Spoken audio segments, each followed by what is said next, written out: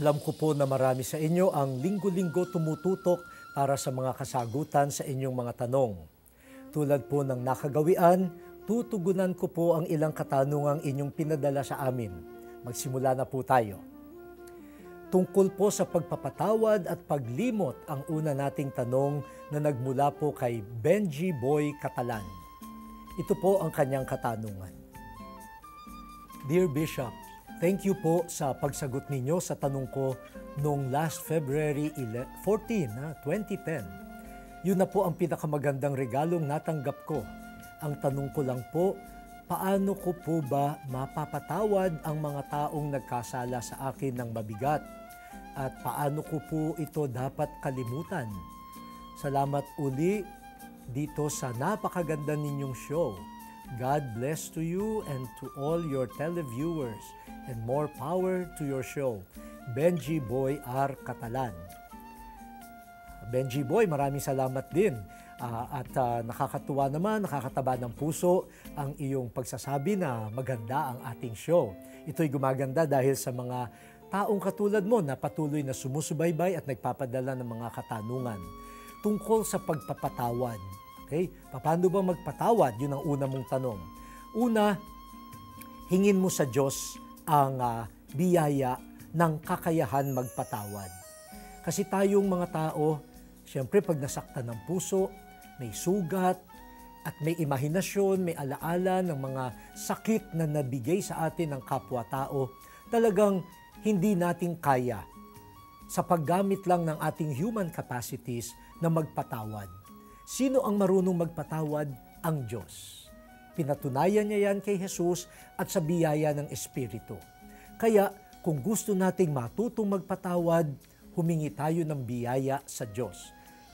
Bukas mo ang puso mo para matularan natin ang kanyang pagpapatawad. Ang ikalawa, magbasa ka ng Biblia. Tignan mo kung paanong si Jesus mismo ay nagpakita ng pagpapatawad sa kapwa. Para meron tayong model. Learn from Jesus. At siguro, sa makikita mo kay Jesus sa Biblia, ikaw ay magkakaroon ng konting insight. Paano ba magpatawad? So, yan ang una kong sagot. Yung ikalawa, sabi mo, ay paano makakalimot? Okay? Alam mo, sa ibang mga episodes nung nakaraan, nasagot ko rin ito.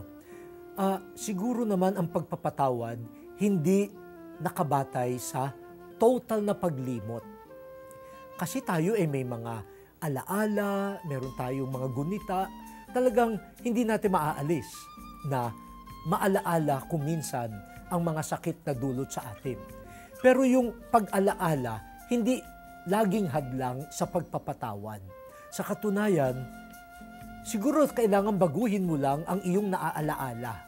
Kung dati naaalaala mo lang yung pangit na ginawa sa iyo, baka dapat mong alalahanin gaano rin ba karupok ang tao na nakasakit sa iyo. Pag naalaala mo yon, kasabay ng pagkaalaala mo ng masamang ginawa sa iyo, baka unti-unti ang memory mo hindi na lamang yung nasaktan ako, kundi unti-unting umuwi rin sa pangunawa. At yung pangunawa, dahil marupok din ang kapwa kong ito, pag naalaala mo kung gaano siya karupok, baka unti-unti rin ang galit ay mapantayan at hopefully ay matalo na noong pag-unawa. Subukan mo lang yon. So, to forgive, you don't have to forget everything. Baguhin mo lang kung ano ang iyong naaalaala.